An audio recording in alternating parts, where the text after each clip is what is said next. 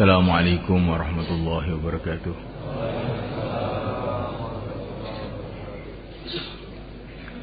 Innal hamdalillah nasta'inuhu wa nastaghfiruhu wa nu'minu bihi wa natawakkalu 'alayhi wa na'udzu bihi min shururi anfusina min sayyiati a'malina. من يهديه الله فلا مضل له ومن يضلل فلا هادي له.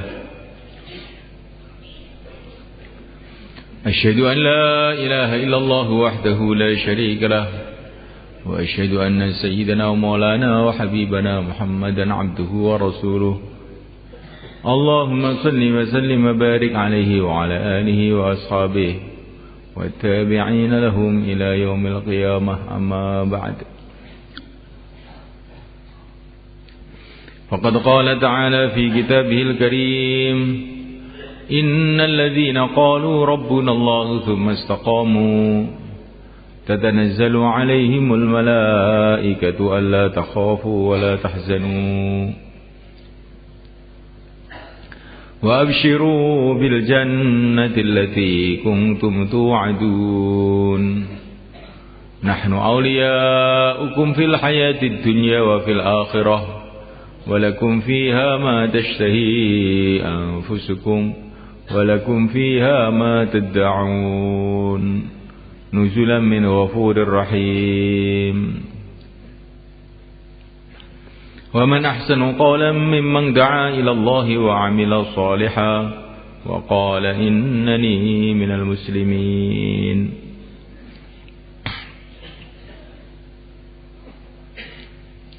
Hadirin yang dimuliakan Allah SWT, setiap kita sholat, kita diperintah oleh Allah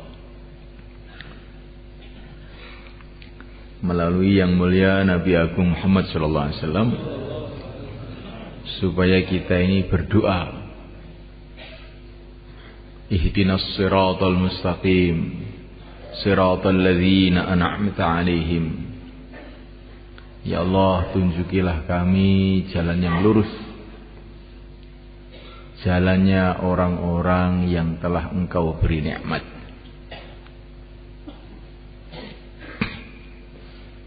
Semua kita,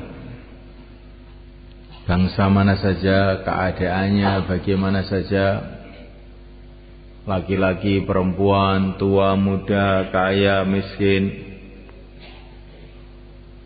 semua waktu sholat berdoa kepada Allah agar Allah memimpin kita, menuntun kita, sehingga kehidupan kita ini mengikuti jalan kehidupan orang-orang yang dikasih nikmat oleh Allah. Siapakah mereka? Telah disebutkan dalam ayat yang lain. Maksudnya adalah minan nabiyyin was-siddiqin wasyuhada was-salihin. Orang-orang yang dikasih nikmat oleh Allah, yang kita diperintah oleh Allah untuk berdoa, bercita-cita supaya hidup mengikuti jalan mereka, itu adalah para nabi pertama ini. Kita semua ini harus bercita-cita bagaimana hidup kita mengikuti kehidupan para nabi.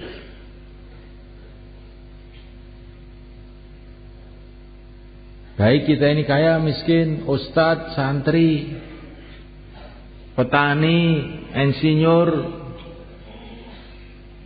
profesor, siapa saja. Mohon kepada Allah supaya kehidupan kita ini mengikuti jejak kehidupan para nabi. Siapa yang ikut jejak kehidupan mereka, mengikuti kehidupan mereka, selamat, dapat ridha Allah. Yang tidak, dia akan celaka, mendapatkan murka Allah. Jadi kita di dunia ini bukan bebas sak maunya kita. Saya mau hidup model begini, saya mau hidup model begitu. Tidak bisa. Kamu ini hamba Allah. Kamu ini ciptaan Allah. Tinggal di bumi Allah. Di bawah langit Allah. Dalam waktu-waktu yang telah ditentukan oleh Allah. Sudah waktunya kamu akan dipanggil oleh Allah. Kalau kamu tidak mengikuti arahan Allah, kamu akan celaka.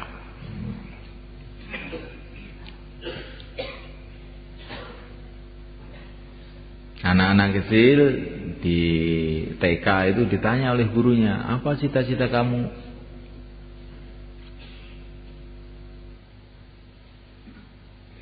Ada yang mengatakan cita-cita saya ingin jadi raja, ingin jadi orang kaya, ingin jadi tentara, ingin jadi macam-macam. Anak-anak kecil ditanya sama gurunya begitu itu. Itu sebetulnya pertanyaan-pertanyaan yang bisa menipu.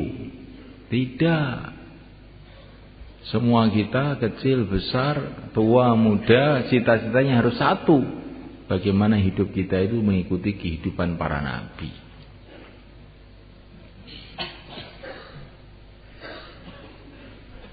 Minan nabiyyin, mengikuti kehidupan para nabi.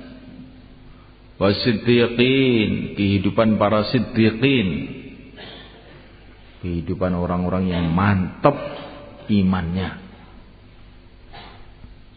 Contohnya adalah Sayyidina Abu Bakar Siddiq radhiyallahu ta'ala anhu. Wasyuhada, ini yang ketiga, mengikuti kehidupannya orang-orang syuhada. Wassalihin, dan mengikuti kehidupan orang-orang soleh. Empat ini contoh kehidupan yang diridhoi oleh Allah, yang harus kita cita-citakan. Bagaimana kehidupan kita mengikuti kehidupan empat golongan ini. Bukan mengikuti timur, bukan mengikuti barat, mengikuti empat golongan itu.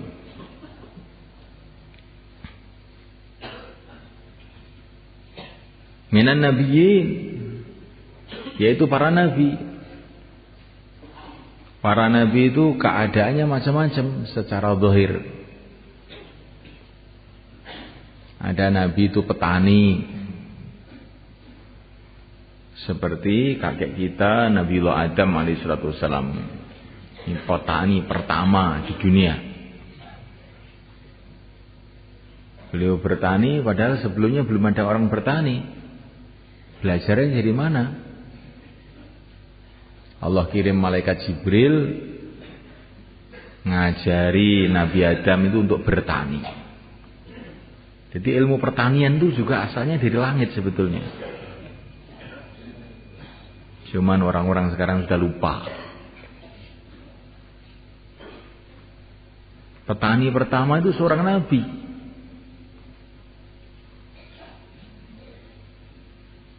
Ada nabi namanya Nabi Idris. Kerjanya itu bikin pakaian. Orang-orang sebelum zaman Nabi Idris itu pakaiannya itu dari kulit-kulit binatang. Nabi Idris dikasih wahyu oleh Allah membikin baju, bikin tenunan, bikin jahitan.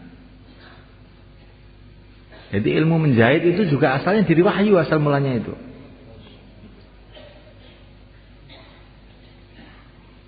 Ada nabi namanya Nabi Nuh. Beliau ini adalah nabi yang diperintahkan oleh Allah membikin kapal. Jadi pembikinan kapal, bagaimana membikin kapal itu asal mulanya itu dari wahyu. Wasna'il fulka bi'ayunina wa wahyina.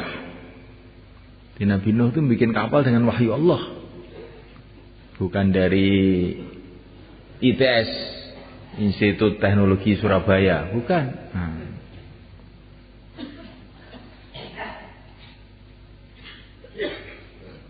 Kenapa saya ceritakan begini ini? Biar kita ini kalau kerja-kerja dunia itu jangan merasa terus jauh dari agama gitu.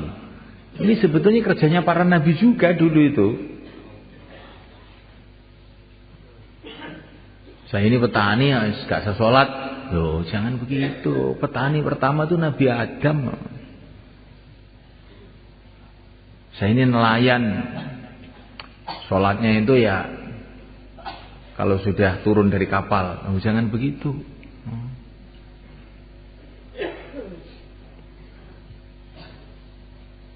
Ada Nabi itu pegawai negeri. Nabi Yusuf alaihissalam. Beliau ini adalah Menteri Ekonomi dan Irigasi di Mesir. Dan irigasi saluran-saluran air yang dibikin Nabi Yusuf itu sampai sekarang masih ada, sudah ribuan tahun itu. Masih ada. Jadi jangan gara-gara nurut banyu lali karo agama.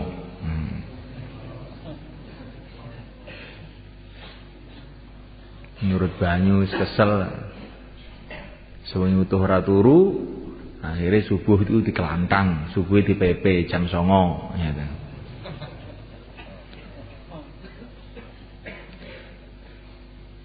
Jadi jangan mulaikan Allah Subhanahu wa taala. Para nabi, para rasul itu keadaannya itu macam-macam. Tapi semua mereka punya ciri khas. Yang pertama, yakin mereka itu hanya kepada Allah. Mereka ada yang petani, mereka ada yang pedagang, mereka ada yang bikin kapal, mereka ada yang bikin baju, mereka ada yang pegawai negeri, ada yang mereka tentara. Nabi Daud itu tentara, tentaranya Raja Tolut. Tapi semua yakinnya hanya kepada Allah saja. Yakin kepada Allah itu bagaimana? Tertanam dalam hati ini yang berkuasa di dunia ini hanya Allah. Manusia tidak berkuasa, jin tidak berkuasa, malaikat tidak berkuasa, benda-benda tidak berkuasa. Sistem-sistem tidak berkuasa. Yang berkuasa adalah hanya Allah.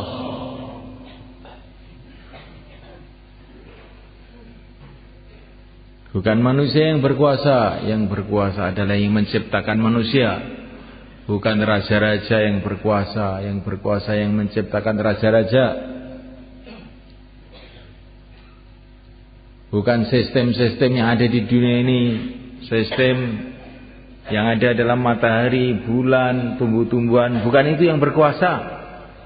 Yang berkuasa adalah Allah yang menciptakan sistem-sistem itu.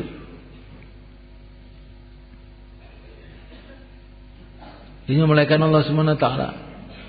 Apa saja yang ada di alam semesta ini hanyalah makhluk diciptakan oleh Allah. Kalaupun ada manfaatnya karena dikasih manfaat oleh Allah. Kalau ada mudaratnya karena dikasih mudarat oleh Allah. Kalau dia berjalan karena dijalankan oleh Allah.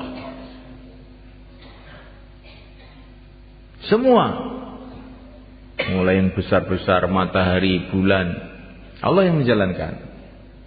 Sampai yang kecil-kecil, atom-atom, elektron-elektron, Allah yang menjalankan. Gak ada yang berjalan sendiri. Semua dijalankan oleh Allah. Dialah yang menciptakan, dialah yang menjalankan. Dan kalau Allah SWT menjalankan apapun, tidak perlu dengan siapapun dan tidak perlu dengan apapun. Allah menjalankan matahari, tidak perlu bantuan siapa-siapa. Tidak perlu apa-apa, tidak perlu ada lapangan terbangnya, tidak perlu ada mesinnya, tidak perlu ada pilotnya, nggak ada. Kalau menghendaki matahari jalan, ya jalan. Sejuta tahunnya jalan terus. Kalau Allah menghendaki mau membuat manis, tidak perlu gula.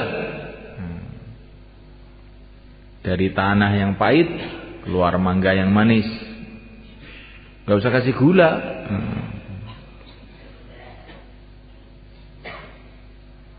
Semua dari tanah, mangga dari tanah, manggis dari tanah,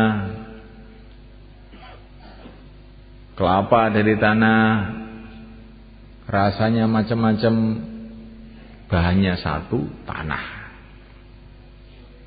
Jadi kalau Allah itu menghendaki bahan satu bisa macam-macam.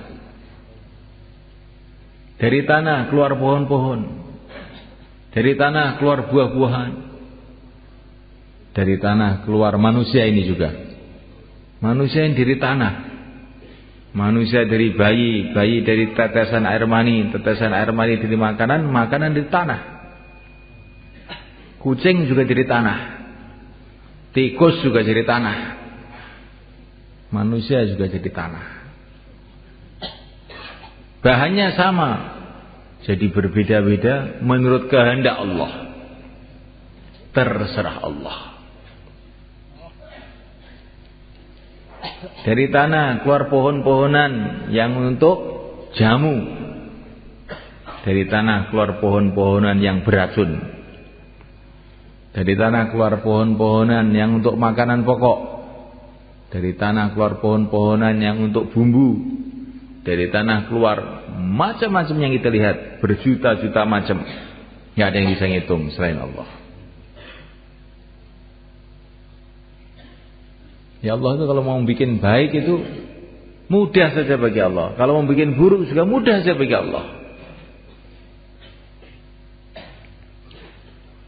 Allahumma la sahla illa ma ja'altahu sahla wa innaka ja'alta haznan sahla idza syi'ta. Ini termasuk doa yang diajarkan kepada kita. Ya Allah, tidak ada yang mudah kecuali yang Engkau bikin mudah. Bila Engkau kehendaki, yang sulit pun jadi mudah. Ya Allah, mudahkanlah urusan-urusanku.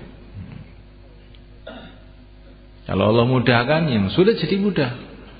Tapi kalau Allah sulitkan, yang sulit pun jadi tambah sulit. Yang mudah jadi sulit. Maka manusia itu bergantung kepada Allah. Itulah yang ada dalam hati para nabi. Bergantung hanya kepada Allah saja. Jangan bergantung kepada benda-benda. Benda-benda itu terserah Allah. Bisa bahaya, bisa manfaat. Harta bisa manfaat. Dengan harta kita bisa bahagia, bisa ini, bisa begitu, bisa tentram. Tapi bila Allah menghendaki, bisa saja dengan harta kita jadi susah.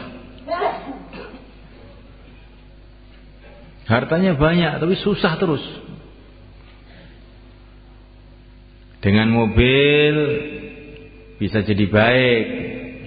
Saya sampai ke Surabaya, ke Madiun, bisa pula jadi sebaliknya. Dengan mobil masuk jurang, masuk kalen. Nah. Jangan yakin dengan mobil. Pokoknya saya punya mobil beres. Oh, belum tentu. Banyak orang yang punya mobil celaka sebab mobilnya.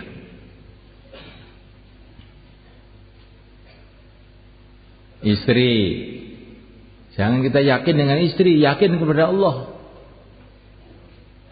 Ada orang kawin kemudian dia gembira, ada pula sebaliknya jadi susah sebab perkawinannya. Anak juga begitu. Bisa saja anak itu menjadi menggembirakan kita, bisa anak menyusahkan kita. Maka kita diajari dalam Quran, jangan hanya minta anak, jangan hanya minta istri. Rabbana hablana min azwajina wa dzurriyyatina qurrata a'yun waj'alna lil muttaqina imama. Ya Allah, jadikanlah istri anakku menggembirakan aku. Karena Engkau berkuasa ya Allah, menjadikan istri menggembirakan, menjadikan istri menyusahkan. Anak juga begitu, teman juga begitu, kerajaan juga begitu. Enggak ada yang pasti baik itu di dunia itu enggak ada.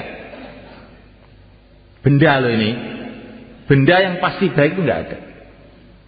Ada orang minum obat jadi sehat, ada orang minum obat tambah parah. Ada orang jadi raja tambah susah. Ada orang jadi raja gembira juga ada. Yang pasti baik itu di dunia ini nggak ada benda. Hanya satu yang pasti baik itu, yaitu taat kepada Allah. Itu pasti baik. Kalau orang taat kepada Allah, akhirnya dicintai oleh Allah, dibantu oleh Allah, dibela oleh Allah, maka jadi mesti baik. Yang pasti buruk itu juga tidak ada benda-benda itu, kecuali satu, maksiat kepada Allah. Maksiat kepada Allah itu akan mendatangkan murka Allah, akhirnya kita benjol, nabrak sana nabrak sini, celaka gitu. Itulah keyakinan yang dibawa para nabi itu. Pokoknya kok maksiat itu mesti bahaya kalau nggak tobat itu. Kalau taat mesti untung kalau ikhlas.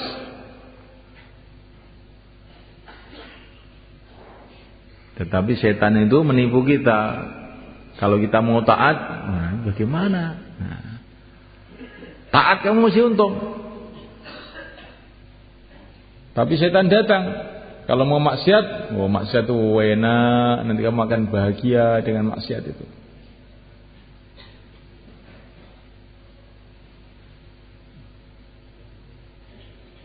Assalamualaikum. Pak, lihat saya, ya, insyaallah. Melihat orang ngaji dapat pahala, melihat televisi dosa.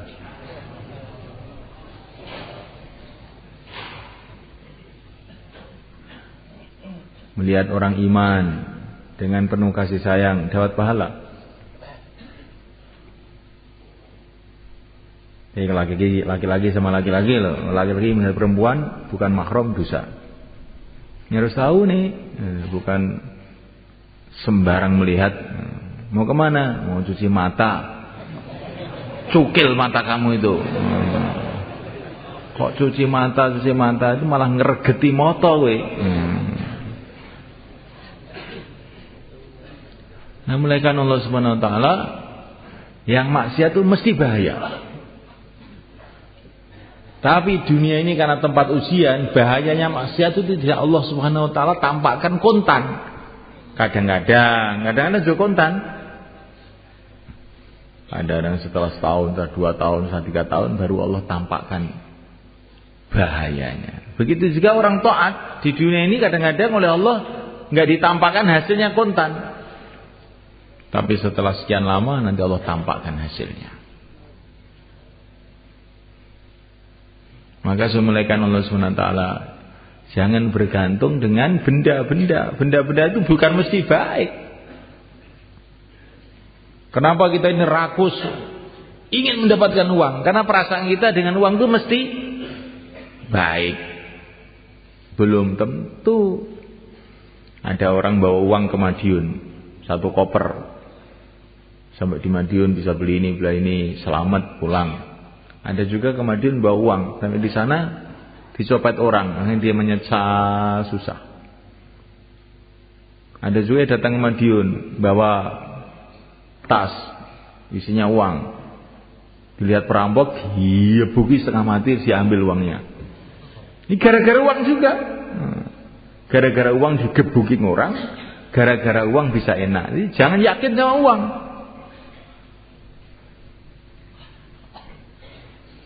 Maka ada seorang mau pergi ke pasar, mau beli kuda. Zaman dulu ini ditanya oleh seorang ulama, mau kemana kamu?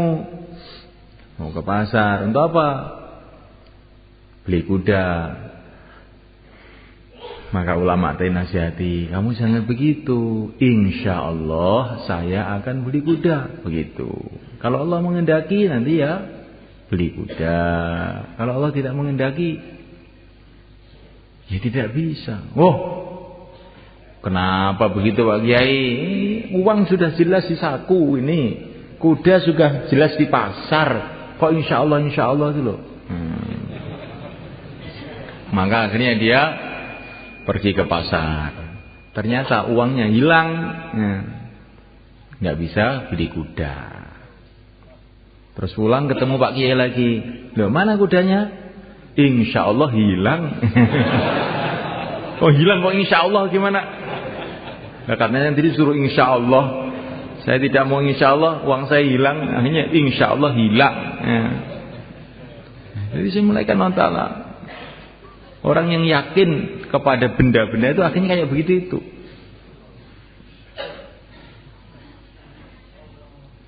Pelajar, ini tahun ajaran baru, pikirannya kalau saya dapat ijazah, sudah pasti hidup saya itu sukses. Oh belum tentu. Yang mensukseskan kamu itu Allah. Maka jangan gara-gara sekolah kemudian nggak sholat. Banyak sarjana ekonomi malah melarat, tambah hari tambah banyak. Bukan banyak uangnya, banyak hutangnya. Yang tidak punya ijazah, tamatan SD, jualan bakso malah laku. Yang sarjana ekonomi jualan bakso malah tidak laku. Ini banyak kita lihat. Orang-orang Temboro yang kaya-kaya itu kebanyakan nul pudul gak pernah sekolah itu. Kamu lihat aja ini orang Temboro mesti tahu. Sing sekolah-sekolah itu malah ngentek nih duit bapake. Ini gak iso golek duit. Jangan yakin dengan ijazah, jangan yakin dengan apa saja usaha. Yakinlah kepada Allah. Orang Jepang katanya pinter, bikin reaktor nuklir beberapa tahun yang lalu. Tahu-tahu reaktor nuklir yang meledos, kena tsunami, bingung semua. Nah, sekarang teknologi kamu justru menyusahkan kamu. Bukan menggembirakan kamu, menyusahkan kamu. Negara-negara yang punya senjata-senjata canggih-canggih, punya bom atom. Kata Maulana Umar, nanti satu saat mereka akan menyesal. Karena bom atom itu akan meletus di rumahnya sendiri. Nah, maka orang-orang yang nggak punya bom atom, alhamdulillah, kok saya tidak punya bom atom. Punyanya kacang atom aja. Betul malah kan. Jadi benda itu nggak ada yang jaminan mesti menimbulkan kebaikan, nggak ada benda itu. Tapi manusia tidak berpikir.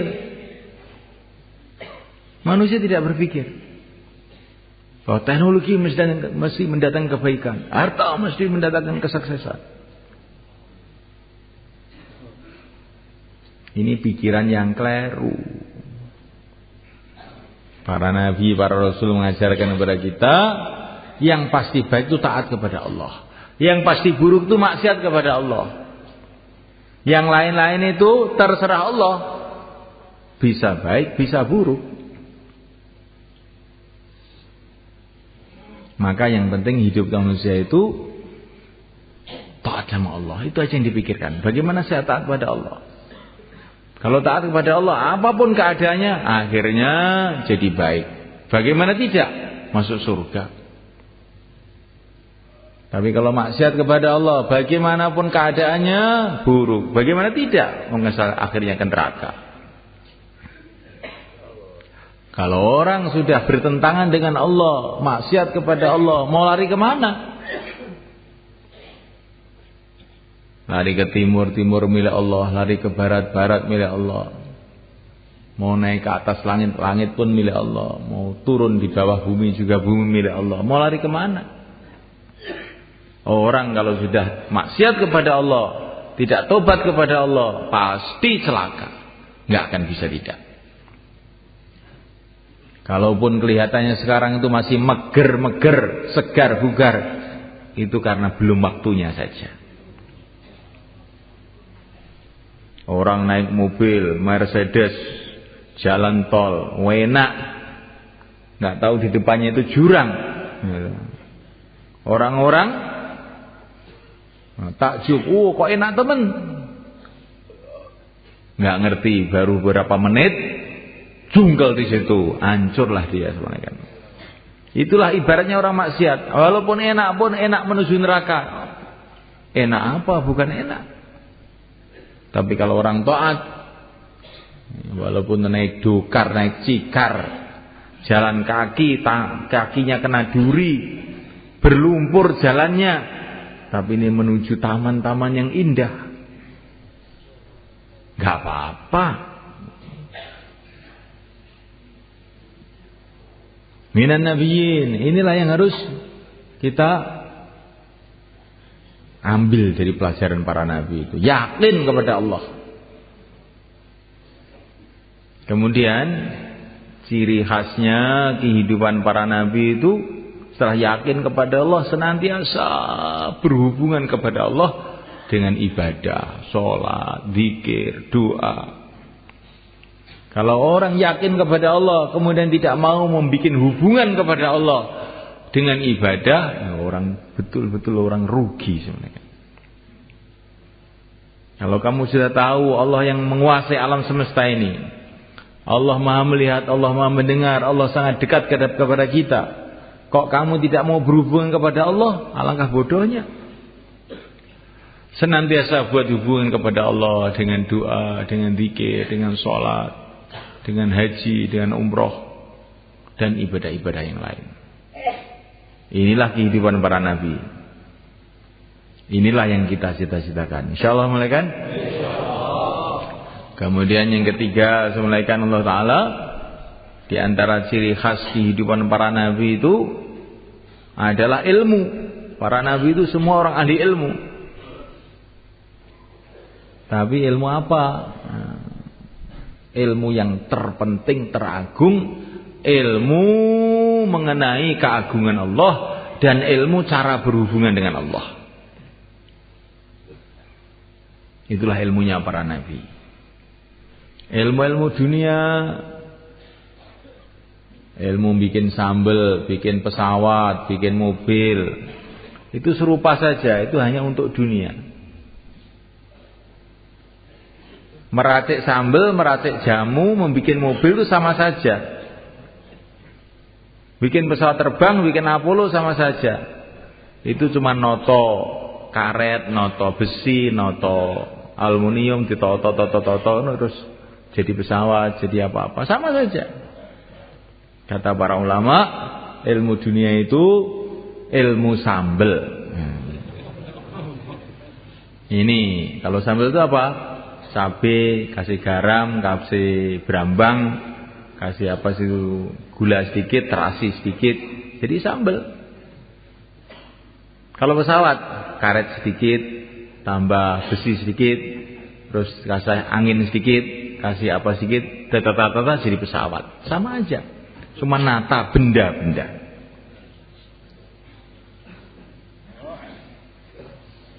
Ini kalau orang insinyur digitukan mungkin marah. Gimana ini? Saya sekolah 10 tahun dikira ilmu sambel.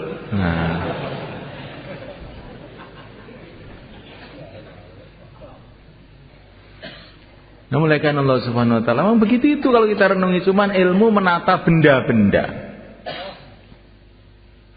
Nah, kalau ilmu yang ilmunya para nabi itu bukan ilmu menata benda-benda, ilmu bagaimana kita hubungan dengan Allah yang menciptakan seluruh benda. Nah, ini beda ini. Nah, kita ini harus semuanya belajar ilmunya para nabi ini. Insyaallah mulaikan. Taklim dihidupkan di rumah kita, di masjid kita, di kantor kita, di pasar kita, hidupkan taklim. Supaya kita tahu nilai hubungan kepada Allah. Sekarang kita tahu nilainya mobil, nilainya tempe, nilainya ini, nilainya itu, nilainya kayu. Tapi nilainya sholat, nilainya puasa, nggak tahu.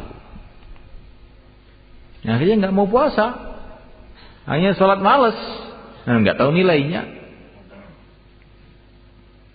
Seperti anak kecil, nggak tahu nilainya intan, dikira intan itu sama aja dengan kaca. Begitu juga umat manusia sekarang itu tidak tahu nilai amal.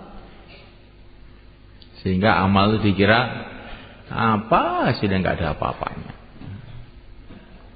Di anak kecil dikatakan ini kaca harganya 5.000. Kalau ini intan harganya 500 juta.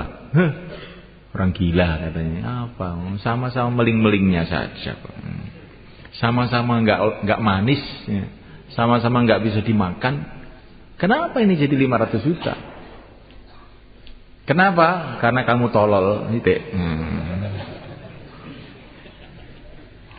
Jadi semulaikan Allah Subhanahu wa taala, maka taklim kita hidupkan semulaikan. Supaya kita ini tahu nilainya hubungan dengan Allah, nilainya amalan. Kita Ramadan. Sebentar lagi akan Ramadan. Ada orang tuh Ramadan karena ikut-ikutan, ada Ramadan karena tahu nilainya Ramadan. Kalau Ramadan ikut-ikutan itu gimana? Malam pertama masjidnya penuh sampai belakang. Malam kedua kurang 1 sop. Malam ketiga, keempat kurang. Nanti kalau akhir Ramadan tinggal imamnya sama makmumnya. Karena ikut-ikutan. Lah kamu kok nggak ke masjid lagi toh? Sudah capek. Ini sudah hari raya. Sebentar lagi waktunya bikin kue. Bukan waktunya tarawih ini sekarang ini. Mau beli baju. Ini amal karena ikut-ikutan. Tapi kalau amal karena tahu nilainya amal, maka awal Ramadan sungguh-sungguh, malam kedua tambah sungguh-sungguh, akhir Ramadan ini barokahnya tambah banyak, tambah sungguh-sungguh. Masih muda sungguh-sungguh, tambah tua sudah mengkis amalannya tambah sungguh-sungguh. Mumpung masih bisa amal ini. Bukan suruh amal, aku wis tuwek ngamali bagiane cah nom-nom. Aku tak nang omah karo nglinting mbako iki wae. Lho, iki amal krana elu-elu dadi ngono kuwi. Ya kalau amal tahu nilainya amal, tambah tua tambah gentileng. Tambah tua tambah sungguh-sungguh. Tambah capek tambah gembira. Nabi mengatakan tambah capek pahala tambah banyak. Innama ajruki ala qadari nasabiki, kata Nabi kepada Sayyidah Aisyah radhiyallahu taala anha, pahala kamu menurut capek-capek kamu. Kenapa kamu ngantuk? Karena capek, Pak. Kamu mendengarkan bayan karena ikut-ikutan. Kalau dengar bayan karena tahu nilainya amal, tambah capek, tambah melek. Kalau capek ngantuk, itu amal ikut-ikutan. Ini pentingnya ilmu sama mereka. Nah, mulai Allah Ta'ala, dan diantara ciri khas kehidupan para nabi adalah dakwah. Nabi itu bukan hanya ibadah sendiri, tapi ngajak orang untuk ibadah. Bukan hanya iman, tapi ngajak orang kepada iman. Seluruh para nabi orang-orang ahli dakwah, siang dan malam mengajak manusia dengan penuh kasih sayang dan kesabaran ketabahan. Inni da'utu qaumi laila wa nahara, siang malam tidak peduli. Kita pun harus bercita-cita seperti itu. Insyaallah kan? Di mana hari kita tidak ajak-ajak orang, kita harus istighfar. Ini hari ini saya menyeleweng dari jalannya para nabi. Jadi dakwah ini bukan istilahnya itu acaranya orang Temboro, acaranya orang Pakistan, acaranya orang Jakarta, bukan. Ini dakwah itu amalannya para nabi. Semua kita harus usaha dengan sungguh-sungguh supaya kehidupan kita itu kehidupan dakwah. Insyaallah kan? Dakwah itu bukan ceramah. Dakwah itu ngajak kepada Allah, ngajak supaya orang itu ingat pada Allah, taat kepada Allah, itulah namanya dakwah. Ketemu teman kita yang lagi sibuk dalam urusan-urusan. Pak, dunia ini tidak lama, sebentar lagi akan kita tinggalkan semua. Kesuksesan kita, kemuliaan kita bukan kalau kita mendapatkan dunia. Dunia semua akan kita tinggalkan. Kesuksesan kita kalau kita ini bisa menggunakan dunia kita ini untuk taat kepada Allah. Bagaimana caranya? Caranya kamu keluar 4 bulan untuk latihan menggunakan dunia untuk taat pada Allah. Bagaimana, Pak? Insyaallah. Begitu semalaikat. Dakwah itu tidak menyuruh orang meninggalkan dunia. Bukan. Nanti sebentar lagi meninggalkan sendiri. Ya. Meninggal dunia semua. Dakwah ini tidak menyuruh kamu meninggalkan dunia. Suruh ngatur dunia kamu itu sesuai dengan agama. Gunakan dunia kamu untuk taat kepada Allah. Makanya taat kepada Allah, dagangnya taat kepada Allah. Maka akan diberkahi dagangnya. Jangan dagang dengan riba.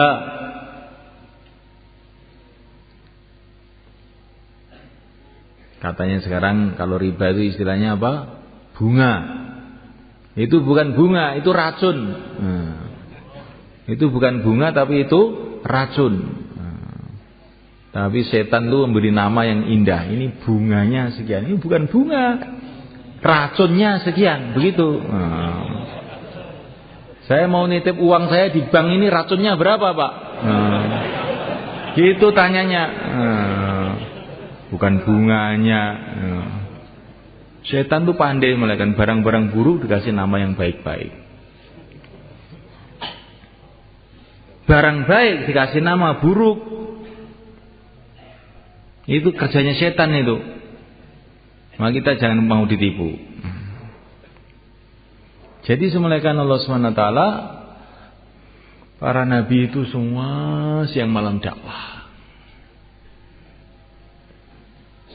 Di lingkungannya masing-masing. Kecuali satu nabi, yaitu pimpinannya seluruh nabi, nabi kita Nabi Agung Muhammad SAW. Beliau bukan dakwah di lingkungannya saja, dakwah seluruh alam. Maka kita pun dakwah seluruh alam. Bagaimana caranya? Jamaah mengeluarkan jamaah. Jamaah 3 hari mengeluarkan jamaah 3 hari. Jamaah 4 bulan mengeluarkan jamaah 4 bulan. Jamaah keluarkan jamaah, itulah namanya dakwah seluruh alam. Maka kalau ada jamaah-jamaah datang ke masjid kita, kamu tanya, ini jamaah ini mau mengeluarkan jamaah kapan? Kalau mereka jawab, ini belum ada musyawarah. Wah, kamu itu berarti belum ada fikir alam. Belum ada fikirnya Rasulullah. Kamu harus tobat kamu ini. Seminggu lagi kirimkan jamaah. 10 hari lagi bentuk jamaah. Baru itu namanya fikir seluruh alam. Jamaah mengeluarkan jamaah. InsyaAllah mulai kan? Jadi fikir seluruh alam itu bukan kita suruh muter seluruh alam ini, nggak bisa, cepot kaki kita. Jamaah keluarkan jamaah, getok tular, gampang, tidak sulit. Setiap jamaah keluarkan jamaah. Nanti habis bayan ini, nanti akan ada tashkil, keluarkan jamaah. Setelah itu nanti 3344 mundakaroh. Bagaimana Bapak juga mengeluarkan jamaah. Teman-teman kita ini kita ajak bicara, ayo kita keluar 4 bulan, 40 hari, atau berapa saja, kita berangkat sekarang. Minimal semua jadi niat semua. InsyaAllah mulai kan? Yang kewajiban mengikuti Nabi itu bukan seorang, 2 orang, semua kita.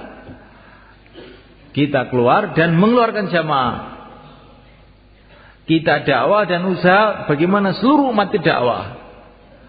Ini baru kita ikut Rasulullah SAW. Ini kehidupan para nabi. Minan nabiyyin wasiddiqin. Kemudian yang kedua, kehidupan para siddiqin. Salah satu siddiqin itu yaitu Sayyidina Abu Bakar As-Siddiq. Ciri khasnya kehidupan siddiqin itu adalah tanggung jawab. Nah, agama. Sayyidina Abu Bakar itu bukan nabi, bukan rasul, tapi punya tanggung jawab meneruskan perjuangan yang mulia Nabi Agung Muhammad SAW. Ketika Rasulullah wafat, dipanggil oleh Allah, maka Abu Bakar bangkit dengan semboyan beliau, slogan beliau, syiar beliau, semangat beliau, ayung qasuddin wa ana hayy, apakah agama akan dikurangi sedangkan saya masih hidup? Saya tidak terima kalau agama dikurangi sedangkan saya masih hidup. Beliau bukan nabi, bukan rasul, ini siddiq. Kalau kita ingin jadi orang siddiq, orang yang betul-betul mantap imannya, tirulah Sayyidina Abu Bakar ini. Jangan kita mengatakan, saya ini bukan nabi, bukan rasul, bukan sahabat, bukan kiai, bukan ustadz. Untuk apa saya mikir agama? Jangan begitu. Gak boleh begitu itu. Saya bukan nabi, bukan rasul, bukan sahabat, bukan kiai, bukan santri, bukan apa-apa, tapi saya ingin mengikuti siddiqin, punya tanggung jawab agama. Insyaallah mulai kan? Caranya bagaimana? Keluar 4 bulan, 40 hari. Insyaallah mulai kan? Supaya ada tanggung jawab ini. Wasyuhada, orang-orang yang mati syahid. Orang yang mati syahid itu bagaimana? Orang yang mati membela agama Allah. Bukan hanya itu saja. Ya, orang yang dikatakan syahid itu diantaranya adalah orang-orang yang semangatnya itu siap mati untuk agama. Walaupun matinya di kasur di rumahnya. Tapi kalau semangatnya ini pokoknya saya siap mati. Apalagi kok 4 bulan apa. Nah, saya siap mati untuk agama. Mati untuk agama maknanya masuk surga. Kenapa? Takut. Nah, itu namanya itu syuhada. Ya. Dibagi orang syuhada itu mati itu bukan menakutkan, malah mengembirakan. Lalu kok nak mati piye? Lho ya kuwi tak golek. Iya, lha kowe kok mati. Nah.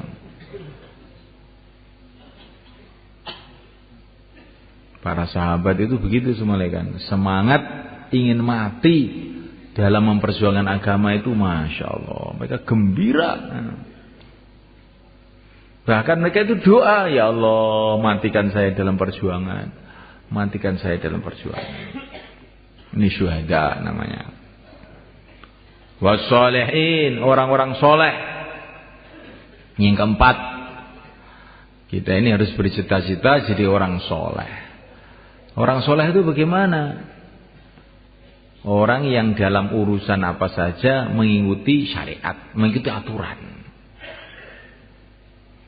Kalau dia sebagai ayah, ya punya tertib syariat, bagaimana menjaga anaknya, menjaga keluarganya, memikirkan mereka, itu namanya orang soleh. Tapi kalau orang sebagai ayah, nggak ngurus keluarganya, itu bukan soleh.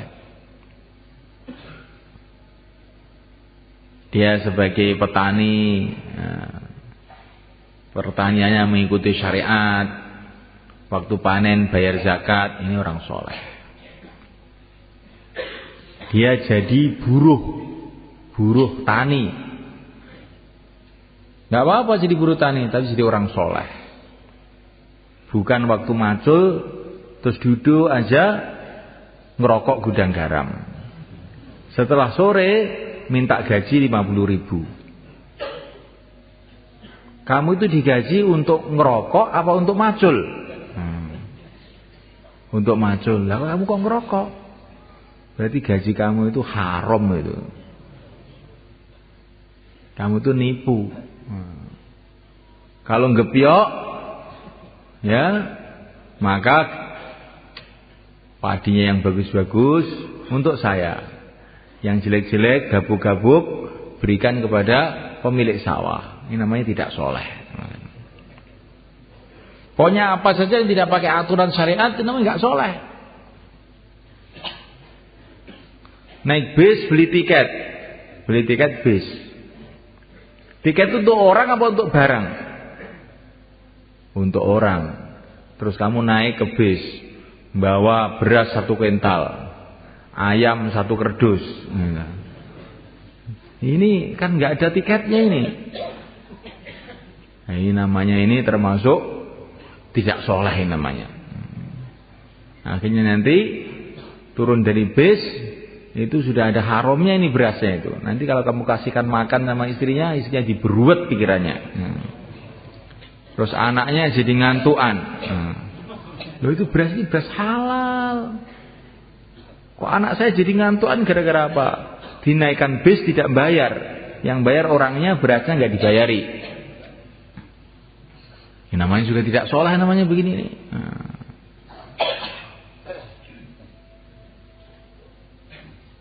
Maka kita semuanya mengikuti aturan syariat.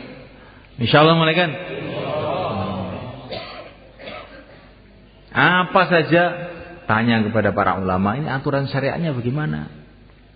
Kalau tidak, kita ini perasaannya berbuat kebaikan padahal berbuat keburukan. Pergi haji ke Mekah, sudah ditulisi di anunya itu, tiketnya ditulisi, ini hanya boleh bawa barang 20 kilo. Ini bawa pulang 50 kilo. Makanya sama pegawainya pesawat itu nggak boleh.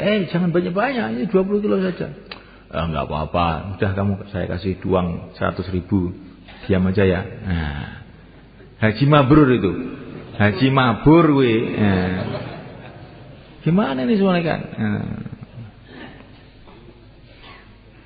Maka kata para ulama, kalau kamu naik onta haji tetapi bekalnya haram, makanannya haram, yang haji ontanya bukan orangnya. Yang haji ontanya bukan orangnya. Karena kalau onta itu makan haram itu nggak apa-apa, bukan manusia itu nggak ada haramnya. Yang haji onta kamu, sedangkan yang naik onta tidak haji. Jadi semulaikan Allah SWT, ini 4 golongan inilah yang kita minta dalam sholat supaya kita ikut mereka. Para nabiyin, para siddiqin, para syuhada, para solehin. InsyaAllah semulaikan. Kalau kita mengikuti jalan mereka, maka Allah ridho kepada kita. Kalau kita diridhoi oleh Allah, kemana saja akhirnya beruntung mereka. Hidup kita di dunia akan berkah, hidup kita di akhirat di surga Allah. Jangan kita kira bahwa mengamalkan agama ini hasilnya di akhirat saja. Tidak. Di dunia ini pun kalau kita amal agama dengan benar, Allah akan datangkan kebaikan-kebaikan, barokah-barokah, ketentraman, ketenangan, kerukunan.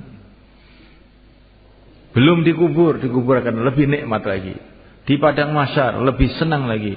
Di surga, di sanalah tempat yang sempurna, di mana kita akan menghadap kepada Allah. Allah ridho kepada kita ridho kepada Allah. InsyaAllah mulaikan. Mau kemana kita ini? Mau kemana? Siapa yang cuma satu, mau ke akhirat semuanya. Itulah program Allah untuk kita. Semua kita mau ke akhirat. Apa persiapan kita?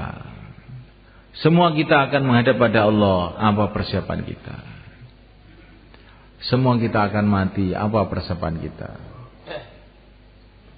Urusan kehidupan kita siapkan semua. Ini mau mantu, ini mau nyunat nih, mau bangun rumah, mau ini, mau semua kita siapkan. Ini perkara yang pasti kita kerjakan.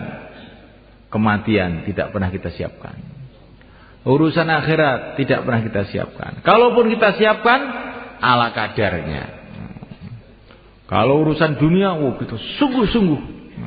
Tapi kalau urusan akhirat, ya aku sokeh ngamal kowe. Kok angel-angel. Iki ora angel-angelan iki, gampang iki. Maka semulaikan kita ini perlu kita renungi diri kita ini kok kayak begini ini gimana ini? Urusan dengan manusia kita pentingkan, kalau giliran urusan dengan Allah, ya kapan-kapan saja. Urusan akhiratnya kekal abadi,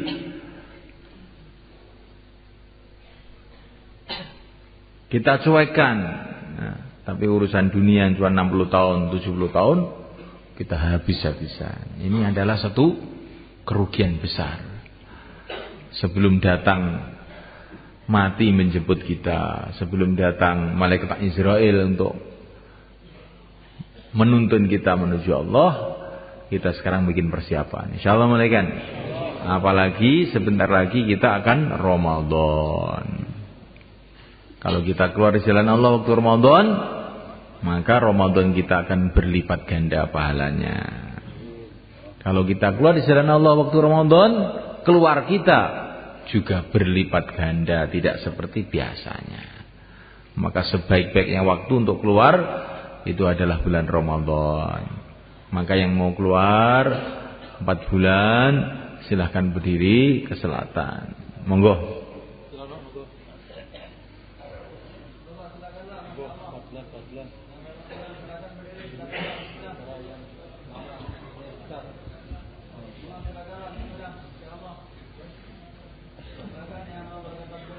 Monggo.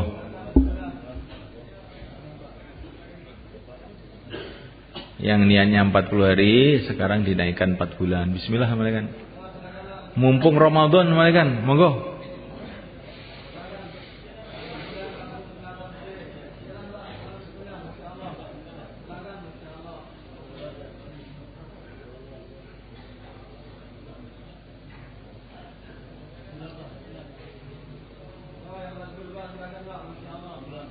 Semua mikir untuk mengeluarkan jamaah. Satu Ustaz yang hadir, yang tadi habis asar baru ditarghib tadi apa tadi? Mana itu makhluk-makhluk itu? Silakan mulakan.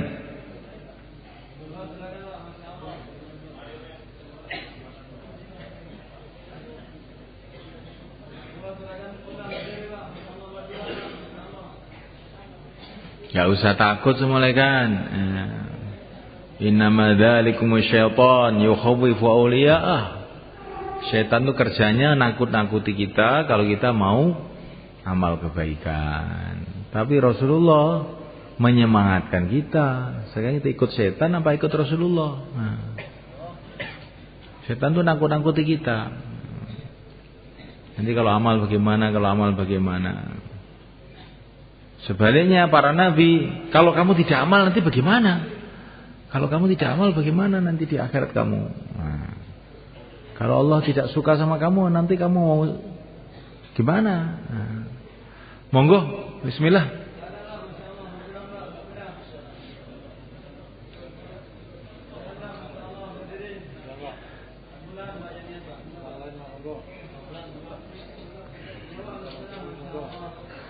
Sekarang 40 hari, bismillah. Kalau 40 hari ini semua, monggo.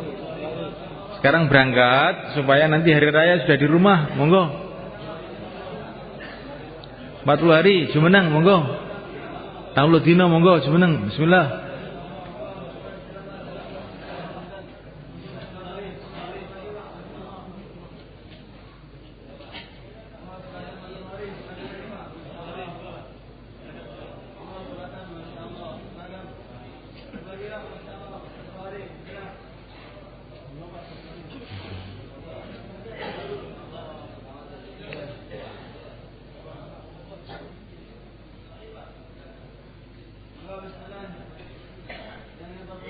Yang mau tambah masa, sisa masa, semua jumeneng monggo.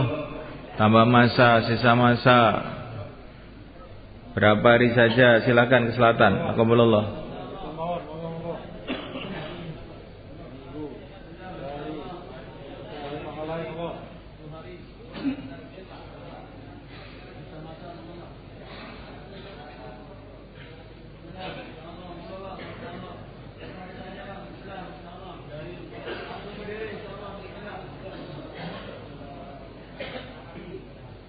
Pikir, ikut mikir ini.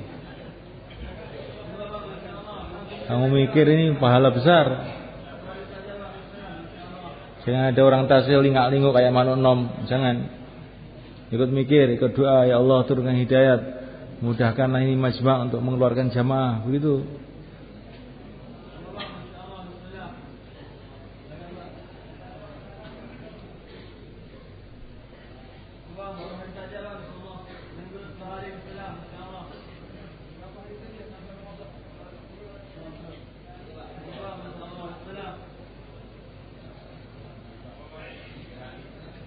Sebaik-baiknya persiapan Ramadan Anda dengan amal. Monggo, misalnya.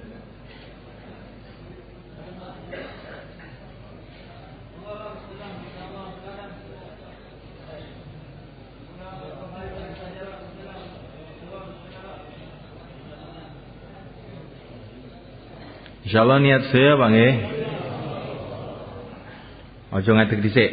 Nggih, sapa sing ngadeg mboten oleh. Nggih, lungguh mawon riyen. Wayah kon ngadeg ra gelem ngadeg kon lungguh malah ngadeg ya wong iki. Sapa sing biasa ngoten niku mboten sae. Niku ngilmune Bani Israil, nek kon lungguh ngadeg, nek kon ngadeg lungguh. Saniki sampean lungguh. Mengke mantun niki panjenengan kangge wong mriki, cara Jawa mawon. Mengki sedaya tumut kempal kalih halaqah iki ambak-ambak wangi. Zun. Tumut ngenten niki menen sing ngatur mengki. Kados ini biasa nih malam Jumat niki bar bayan enten halaqah mikirne dos pundi perkembangan dakwah enten daerah iki ambak-ambak. Insyaallah nggih. Tapi dalu niki rada beda. Sageta sedoyo ya ning tumut. Ben kita niki aja mung ngrungokne tok dakwah iki, tapi melok mikir ngoten lho. Melok mikir. Mikir sak saat kangge agama niki kaya ngibadah swidak taun ya. Melok mikir. Mangke kempal teng napa niku kawasan iki ambak-ambak. Insyaallah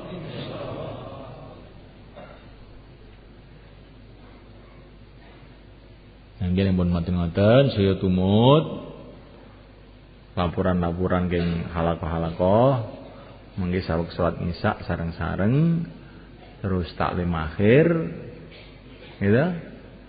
Mantetan akhir napa? Iktikaf. Mengki tengah dalu tangi ndonga nangis Gusti Allah. Ya Allah kula niki mboten saged napa-napa ya Allah. Menawi mboten jenengan tulung, kula jenengan tulung saya nderek Kanjeng Nabi zahir batin dunya akhirat. Mboten tangise. Jenengan tulung anak kula, putu kula, kanca-kanca kula, umat iki sedaya nderek Kanjeng Nabi zahir batin dunya akhirat. Insyaallah Bang nggih. Niki malam Jumat niki malam iktikaf, malam donga, malam nangis. Ampun ngantos